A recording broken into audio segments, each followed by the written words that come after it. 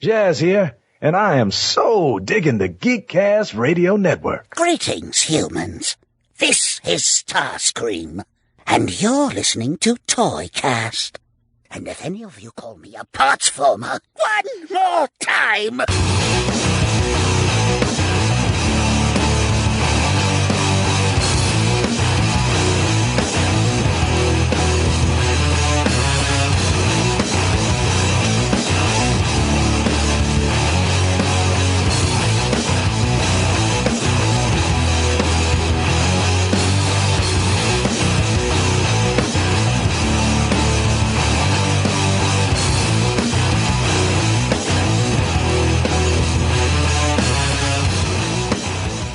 Now, ToyCast. Oh, yes. Listen in to the only toy podcast you will ever need. Hello and welcome to ToyCast. This is episode 107. That's right, folks. We have a new record here at ToyCast. It is 107, thanks to April O'Neil, of course. Oh, I love that movie. I am, of course, TFG and Mike. Joining me, as always at this point, not the floor burger, he's too busy being a table elitist, is Mr. A. Baron. Hello, sir. Oh, sorry. Baron can't come to the phone now. If you'd like to leave a message after the beep, you can. Sorry, I've been watching so much G.I. Joe lately on YouTube, it just kind of wears off on me. Hey, that's a good Cobra. It's funny you mentioned that, because actually, as of this recording, this episode will be out probably way later, but I am actually listening to The Games Master, Almost Famous in the Geek 80s by Flint Dille. So I am listening to Flint Dille's book. The Games Master was an episode title of a G.I. Joe episode that I believe he wrote. Why else would his book be titled that? And I'm on the chapter called The Voltronic Galaxator. What? Yeah. If you watch, he says in the book that it's featured in Blaster Blues and Transformers Generation 1 episode Blaster Blues. I think Blaster Blues was in Season 2 or Season 3, I forget. But if you watch that episode, they mention the Voltronic Galaxator. Yeah, I don't know, but I am loving listening to Flint's book and just loving hearing his stories of Sunbow and everything like that. And now the question is Hector Ramirez involved? In what? In what you're listening to, since he shows up. No. Flint talks about him briefly, but you mean the character? Oh, I thought this was like an audio book. It is. Yeah, it's Flint's biography. Okay, I'm thinking it's like a scripted. No. This is I only listen to autobiographies on Audible most of the time. Like if you want to sit here and spend 8 hours telling your story, and most of the time I prefer when the actual author narrates the book, but sometimes other narrators are not bad. And the guy that's narrating this is Eric Michael Summerer. I've never heard of him, but I've kind of gotten used to listening to his voice talking about, telling Flint's story. So, no, this is all about his career, his life, and everything like that. And he talks about Visionaries and Transformers and G.I. Joe and Buck Rogers and all that 70s and 80s animation stuff and games and Dungeons and Dragons and all that other stuff. So we are here in episode 107 because Das, when did you go on this journey of yours? Let's see. This maybe 2 weeks ago. 2 weeks ago today. So you live in Pennsylvania and you decided to go to Jersey. Yeah, I live pretty close to the PA Jersey border in varying degrees on like where I'm going. So I had a week and a half off between my old job and my new job, and I thought let's make this worth it. Right.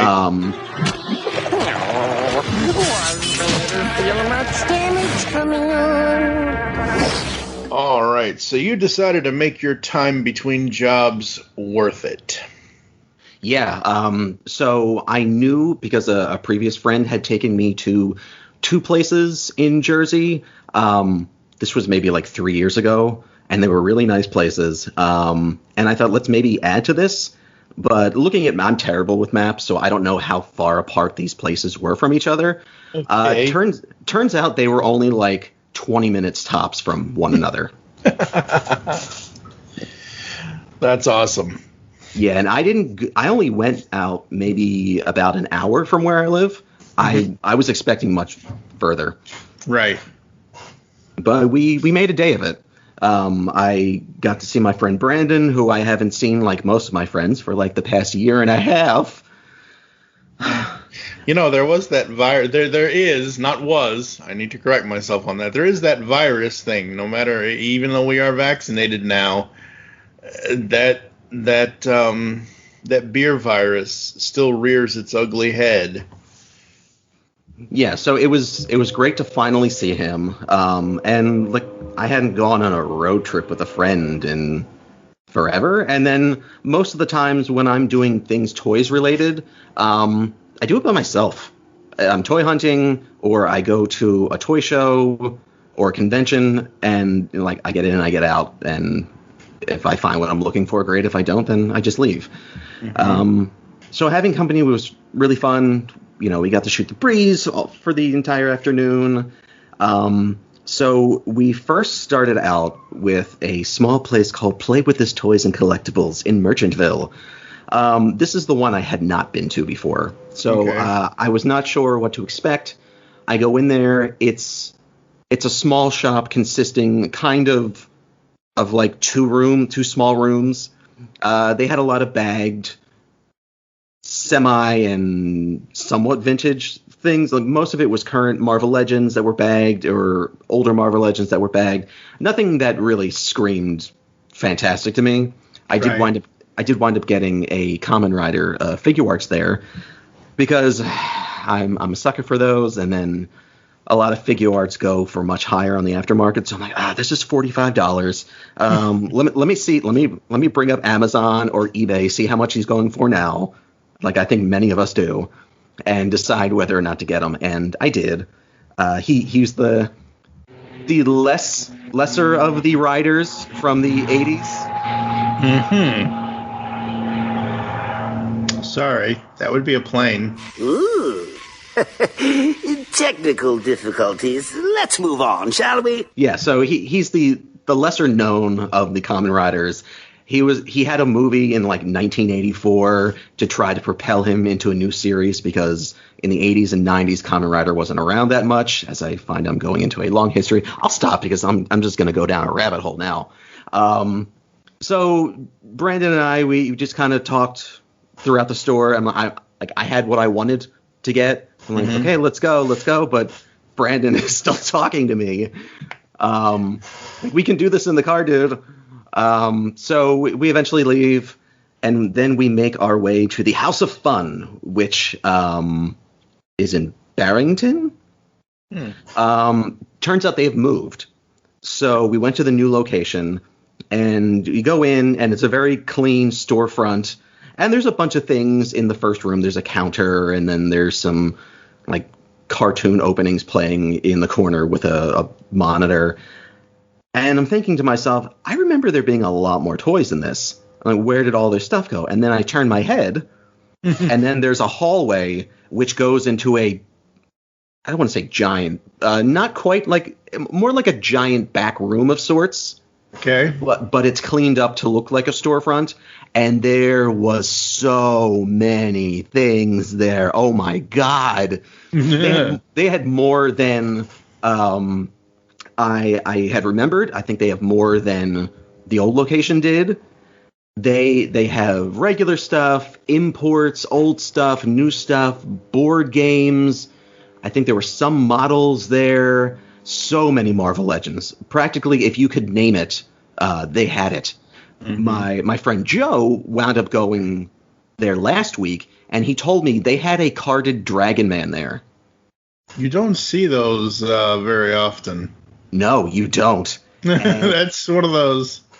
Yeah. I did not see it when I was there, and he's telling me it was going for $400, which, considering what I've seen other people pay for it, that's not terrible, I think. Maybe. Someone could correct me on that, but I think that's fairly cheap for what it is. So I got, lo and behold, I got another Kamen Rider. Let's see. I got a Kamen Rider. I got a Rocco's Modern Life enamel pin because they had a bunch of enamel pins by the front register. How were these stores, like you mentioned this store that you're talking about now, that how it was laid out? How were they laid out compared to each other? Was one of the stores better than the other one as far as the layout goes, as far as being able to get to stuff? Oh yeah, House of Fun was the best of them all. The Play With Us toys and collectibles had things behind some glass. There were a bunch of things behind the counter. Here, mostly everything was out. Unfortunately, a lot of things were not priced. So I had a small stack in my arms, and then I had to go up to the person working there, and then they had to go to the owner who's in the back, and then just like slap some price stickers on it. Jeez. They also had animation cells, which, again, I don't remember in their previous location, and they had a bunch of X-Men ones. And my favorite X-Men is Beast, and they had one where he's on full display. I think it's from season 2. So I was like, how much is this? They took it to the back, and then they brought it out. It was like $130. I'm like, I can't pay for this right now. Back in the bin you go. And then behind those, there were Ewok cells going for like $40. Oh, wow. Wow. Dang. As in droids and Ewoks? Yes. Yeah. Oh, boy. That's... Unfortunately, Josh is not with us at the moment, but I had told him I did run into Waterworld figures there. Not a ton, but some of them. All right. I'm just curious because it's a big joke around here between his love of Waterworld toys and my love of Funko. We tease each other all the time. Did you see any prices on these, or was this one of those things again where you would have had to take it to the back? Yeah, I did take it to the back. There was a lot of things that did not have prices on it. That's not... I don't care what store it is. I don't care how well the store is laid out. If you're trying to sell stuff and you want people to know what they're going to be paying for stuff, unless it's...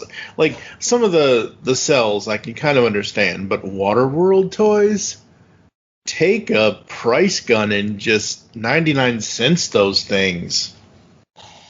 Yeah. Oh, I'm sure he'd argue with that. I'm sure he would too. It's a good thing he's not here because he'd have lambasted me by now.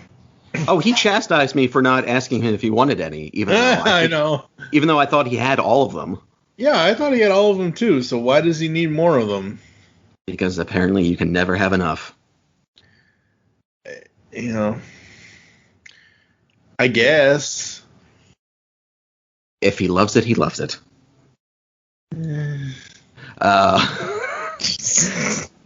Yeah. They had a lot of weird bootlegs. I picked up a bootleg for one of my friends who I have not given to yet. Just in case they listen to this, I don't want to spoil what it is, but it's pretty weird. It's pretty awful. The card was pretty pristine, and it was like $12 when it probably should have been cheaper than that. Interesting. So we were in there for, I don't know, maybe 2 hours. Just, we see something and then it brings up memories and then we just start talking about it. They had vintage Mad Balls in the package. Oh, that's cool. You'd think so. However, these are from 1986 and they're literally deteriorating. Oh, no. Yeah, it was really gross. Ew. Well, I mean... Between Mad Balls and, what was it, Boglins, those were the gross toys of the 80s. They had, I think they had one of those reaction My Pet Monster figures, which I was kind of interested in, but they only had the football version. Hockey would have been much better.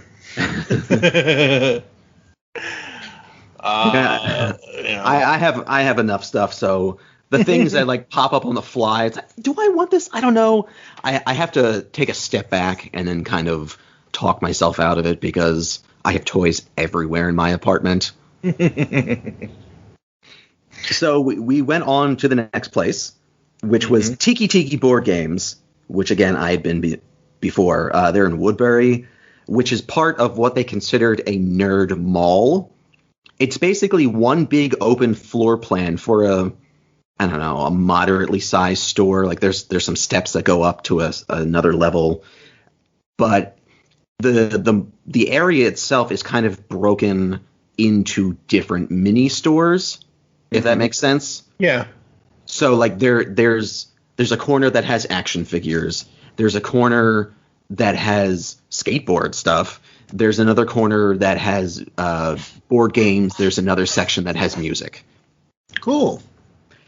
Now, they didn't have a ton of toys, but I remember them not having a ton.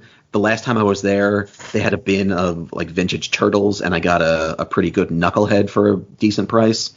They did not have bins of vintage stuff like they did before. They had a bunch of bagged Marvel Legends Build-A-Figure pieces, none of which I wanted. Looking around, they're playing like Transformers and some other stuff that I wasn't quite interested in or already had. And on one shelf, they only had like 2 or 3 shelves of stuff. Right. On one shelf, they had 4 Zartans from the G.I. Joe Classified collection. Really? The new stuff? New stuff. And wow.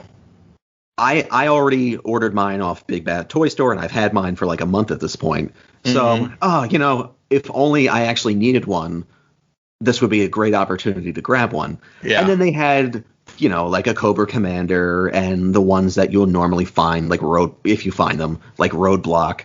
Mm-hmm. So I'm thinking, I'm still looking for those Cobra Troopers, and they're just, I see that you can order them on Big Bad, but I just like finding things in the wild.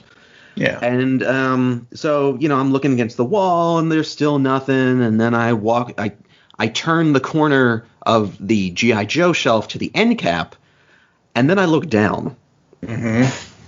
6 Cobra Troopers. I bought 2. I almost got 3, but my money was a little tight if I got a third one, only to get a sizable final paycheck for my last job the next day. And I'm thinking to myself, should I just go back and buy the rest of them? But again, I'm running out of space, so I can only put so many G.I. Joe figures on one shelf. Yeah, it's not like you have a whole basement. Yet. Oh, boy. I don't know. We'll see what happens in the future. I don't know what my living situation is going to be like. Uh-oh. No. I'm just like, things are fine. It's just like, who knows what the future brings. That's true. So that was our day. We left around 11 and made it back probably around 5 o'clock. A good day.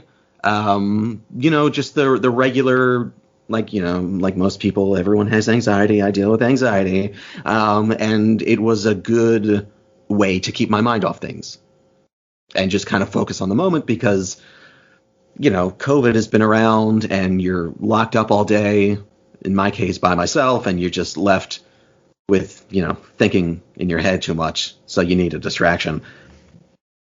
Yeah. So it was welcomed. Yeah, distractions are good. I don't remember if you are or not, but are you a Star Trek person? I've started in maybe 2012 or so.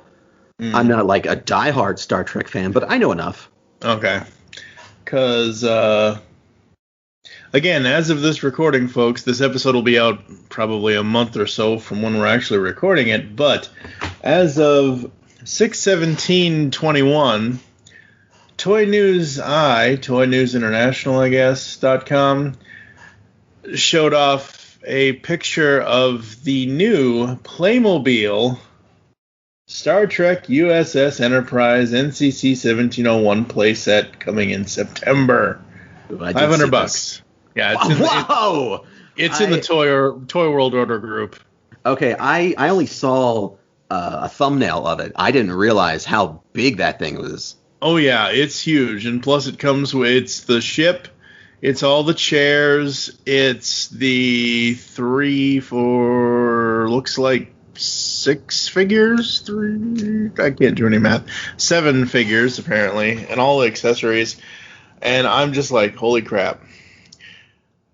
The adventure you went on, are the, like, when you go toy hunting, I assume you normally stay around, your town, your area, your whatever. Is this an adventure you would repeat to check these stores out again, or do you feel like I've seen these stores, unless a few of them update or at least put prices on things, I'm probably not going to come back kind of thing? Or how did you feel at the end of the day? Oh, there were still other things that I wish I pulled the trigger on or piqued my fancy. There are so many vintage toys and toy lines out there that in the back of my mind, I think this would be nice to collect, but, money and space. But There was a lot which was kind of in my wheelhouse. But, I showed restraint and only walked away with what little I get. Well, it wasn't that much little, but yeah. Very cool, very cool. What other toy things have you found recently? Well, I didn't stumble upon. My friend gave me the heads up that one of the Targets had about 7 Major Bloods. Oh boy, and you didn't get Josh one? Uh-oh. Well, let me continue. So, I bought mine. I rushed there. I was in Jersey for another reason, and then I just drove past my apartment and then went straight to this Target to get them. Brought them home, made another Target run maybe Sunday, and there were still 4 left, which is completely astonishing to me. That's unheard of. Yeah, because we know how fast these things fly off the shelf. That and the fact that G.I. Joe toys are even on the shelf to begin with, whether they fly off of the shelf or not. Like, that's crazy to me. Holy carp. So I snapped a picture, sent it to Josh. Is this what you're looking for? Yes, get it for me. So he got his Major Blood. There you go. That works. All right. What is a toy store like? Is there a famous toy store or something that you've always wanted to go to? I mean, most of the places I think of, I more associate with comics. Right, yeah. That just happen to have collectibles. There's what's the Times Square comics place that I've been to a couple of times? Midtown? There we go, Midtown. The first floor is pretty much all comics, and then the second floor are collectibles. And I can find some okay Japanese stuff that I'm looking for, but they're all going for not suggested retail price, but whatever the market dictates. Right, yeah. Cool. Awesome. Well, this has kind of been a short episode, folks. I think it... Obviously, no one will hear the parts I've edited out, but I think it probably would have been a little bit more funnier if Josh was here, but oh no, he had to work, or he had to do something with his Waterworld toys. I don't know, maybe he had to water them. No clue. When I asked you that question about, like, famous toy, the only thing I can think of, and of course it's fictional, but Duncan's toy chest from Home Alone 2 is, like, the first thing that kind of thing. I don't know. Are there even famous toy stores anymore? I mean, they killed the giraffe, so... Yeah. I mean, all I really want to do is time travel to Toys R Us in the 80s so I can see that whole setup again, because that is... Oh, my God. It is such a welcome sight. It is it is a feast for the eyes for me. Yep. Absolutely is. All right, folks, I think we're going to close off this episode before it goes too far down the drain. I don't know what the heck happened with this one, but, hey, we've had, we've had about 7 episodes so far that we're back here at ToyCast, and, they all can't be stellar, I guess. I don't know. Don't sell yourself short. I'm pretty tall. I don't think I could sell myself short, sadly. Yeah, I'm the short one. Yeah, I mean, for me, it's like, I love seeing all the old stuff. I love seeing the toy hunts, and I know I've said this in every episode to this point. I'm not a toy hunter anymore. Because my collection is one company. Right. Like, I appreciate everything that's coming out, but I do not, you have toys all over your apartment. I'm trying not to have toys all over my apartment because I'm not single, but it's just one of those things where I don't have shelves, I don't have this, I don't have that. I'm in the process of actually moving all of the Funko Pops, and which I only have about, 15 over there out of the over 100 that I have in storage.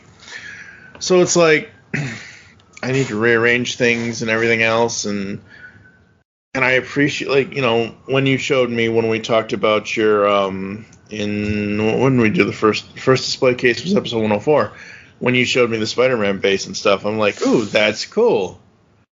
Zero desire to have that anywhere in this apartment currently. Oh, yeah. Kind of thing. And it's like, I appreciate it. We wouldn't be doing this podcast if we didn't appreciate the toys. I'm at the point in my life where it's like, I just want something small, simple, and easy that I can put in a corner that I can pull out of the box every now and then to take pictures of it and just put it back and just let it be. Yeah, a lot of my stuff is half of my things are kind of that way.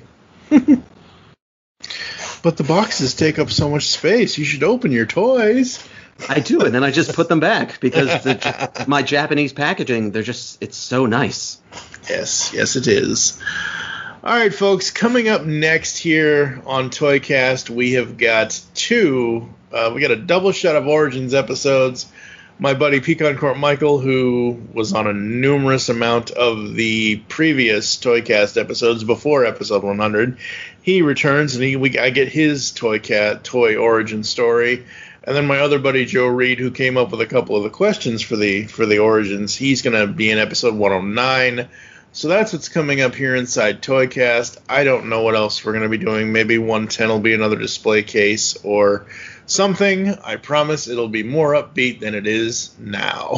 I just feel like I'm in it's like, I forget which episode it was, but I have an audio clip that I'll probably put in here somewhere of Dr. Doofenshmirtz. I just got in such a funk. I will say, though, your Baron's Odyssey to New Jersey does sound like a lot of fun. And, if I had people like you, like Josh, that were around me that, we could go to whatever, I'm going to turn him into a Funko fan.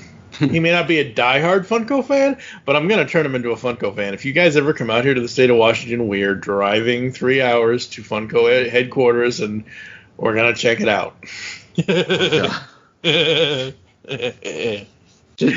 Just make one that resembles him, and then maybe that'll lure him in. Yeah, well, I could possibly do that. I don't know if I have the Funko Pop Yourself online or not. I have to look into that. Anyway. All right, where can the people find you online, sir? Not Twitter. ADOS Baron on Instagram, ADOS Baron on Facebook, and I gave in and started using TikTok, so I'm ADOS Baron. Wait. You picked up TikTok but left Twitter in the dust? You monster! TikTok is... no. I'm more of a visual person. You can put photos on Twitter. For those curious, it's at ADAS Baron on Twitter.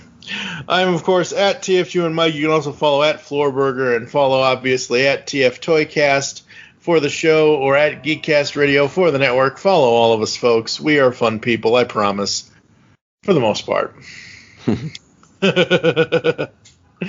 So we will catch you next time here on ToyCast.